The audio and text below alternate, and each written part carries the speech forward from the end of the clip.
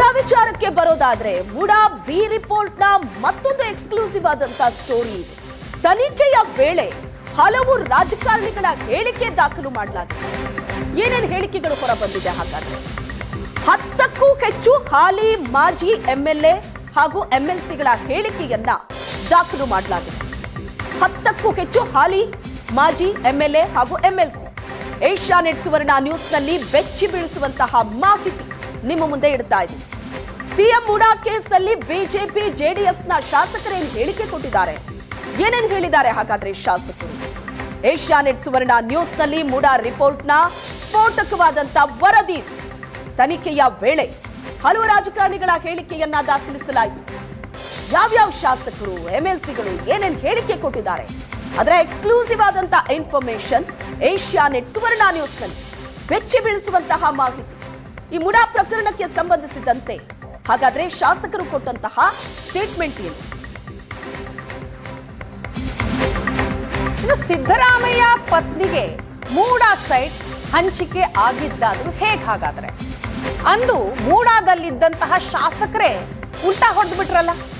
ಪಾರ್ವತಿ ಗೊತ್ತೇ ಇಲ್ಲ ಅಂತ ಬಿಜೆಪಿ ಹಾಗೂ ಜೆಡಿಎಸ್ನ ಶಾಸಕರು ಹೇಳಿದ್ದಾರೆ.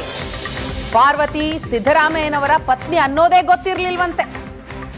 ಸಿಎಂ ಪತ್ನಿಗೆ ಸೈಟ್ ಕೊಟ್ಟಿದ್ದೆ ನೆನಪೇ ಇಲ್ಲ ಅಂತ ಹೇಳಿದ್ರಂತೆ. ಸಿಎಂ ಕುಟುಂಬದ ಬೆನ್ನಿಗೆ ನಿಂತ ಬಿಜೆಪಿ ಜೆಡಿಎಸ್ ಶಾಸಕರು.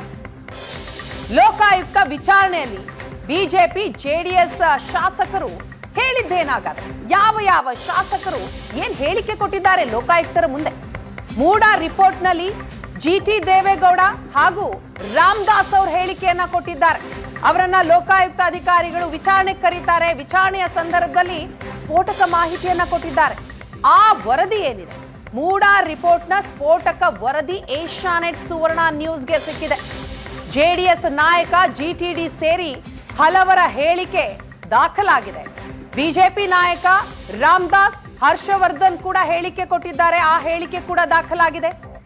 ಎಂಪಿ ಜಿ ಕುಮಾರ್ ನಾಯಕ್ ಅವರು ಕೂಡ ಹೇಳಿಕೆ ಕೊಟ್ಟಿದ್ದಾರೆ. ಹಾಗಾದ್ರೆ ಇವ್ರು ಕೊಟ್ಟಂತಹ ಹೇಳಿಕೆಯಲ್ಲಿ ಏನೆಲ್ಲ ಇದೆ? ನಿಜಕ್ಕೂ ಸಿದ್ದರಾಮಯ್ಯನವರ ಪತ್ನಿ ಗೊತ್ತೇ ಇಲ್ವಾ? ಪಾರ್ವತಿಗೆ ಸೈಟ್ ನೀಡೋ ಸಂಬಂಧ ಜಿಟಿಡಿ ಏನ್ ಹೇಳಿದ್ರು? ಜಿಟಿಡಿ ಹೇಳಿಕೆಯನ್ನ ಲೋಕಾಯುಕ್ತ ತನಿಖಾಧಿಕಾರಿಗಳು ದಾಖಲಿಸಿಕೊಂಡಿದ್ದಾರೆ. ಏಷ್ಯಾನೆಟ್ ಸುವರ್ಣ ನ್ಯೂಸ್ನಲ್ಲಿ ಮೂಡಾ ರಿಪೋರ್ಟ್ನ ಸ್ಫೋಟಕ ವರದಿ. ಸಿಎಂ ಪತ್ನಿ ಪಾರ್ವತಿ ಯಾರು ಅನ್ನೋದೇ ನನಗೆ ಗೊತ್ತಿರಲಿಲ್ಲ. ಪಾರ್ವತಿ ಸಿದ್ದರಾಮಯ್ಯನವರ ಪತ್ನಿ ಅನ್ನೋದೇ ನಮಗೆ ಗೊತ್ತಿರಲಿಲ್ಲ. ಪಾರ್ವತಿ ಕೇಸ್ನಲ್ಲೂ ಸಾಮಾನ್ಯ ನಿಯಮಗಳಂತೆಯೇ ಕ್ರಮ ಆಗಿದೆ. ಪಾರ್ವತಿಗಿಂತ ಮೊದಲೇ ಹಲವರಿಗೆ 50-50 ಸೈಟ್ ಹಂಚಿಕೆ ಆಗಿದೆ. ಮೂಡಾ ಸಭೆಯಲ್ಲಿ ಶಾಸಕ ಯತೀಂದ್ರ ಚರ್ಚಿಸಿರೋದಿಲ್ಲ. ಮೊದಲ ಬಾರಿ ಯಾರಿಗೆ 50-50 ಸೈಟ್ ಕೊಟ್ರು ಅನ್ನೋದು ನಮಗ್ ನೆನಪಿಲ್ಲ ಅಂತ ಜಿಟಿಡಿ ಹೇಳಿಕೆ ಕೊಟ್ಟಿದ್ದಾರೆ.